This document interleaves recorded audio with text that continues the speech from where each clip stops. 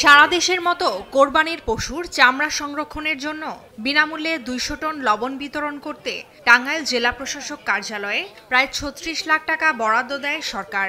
এ টাকায় কক্সবাজারের মেহেরাজ সল্ট থেকে 14 টাকা কেজি দরে 89.5 টন লবণ কেনে জেলা প্রশাসন। পরে ঈদের আগের সপ্তাহে জেলার বিভিন্ন মাদ্রাসা ও এতিমখানায় লবণ সরবরাহ করে কর্তৃপক্ষ।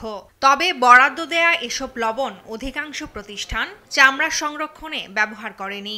লবণের বস্তাগুলো স্থানীয় বাজার ও ব্যবসায়ীদের কাছে 10 থেকে 12 টাকা কেজি দরে বিক্রি করে দিয়েছে তারা।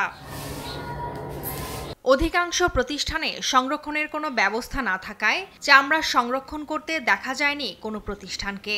ঈদের দিনও অধিকাংশ মাদ্রাসা ও এতিমখানা ছিল তালাবদ্ধ।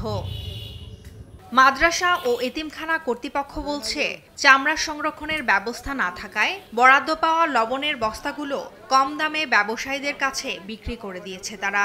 আবার কেউ কেউ প্রশাসনকে বলে খাওয়ার জন্য লবণ প্রতিষ্ঠানে নিয়েছেন। তো এই সামগ্রী বিক্রি করে দেওয়া হয়েছে।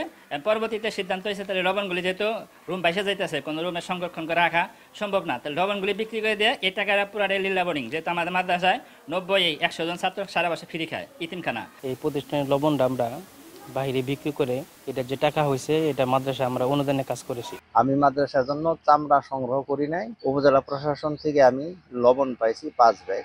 এতিমদের জন্য খাওয়ার কাজে ব্যবহার হবে, এটা আমি উপজেলা প্রশাসনের সঙ্গে পরামর্শ করে নিয়ে আসছি। খোলা বাজারে লবণ প্রতি কেজি 18 থেকে 20 টাকায় বিক্রি হলেও নামমাত্র মূল্যে এ লবণ বিক্রি করে দিচ্ছে মাদ্রাসা ও এতিমখানা কর্তৃপক্ষ।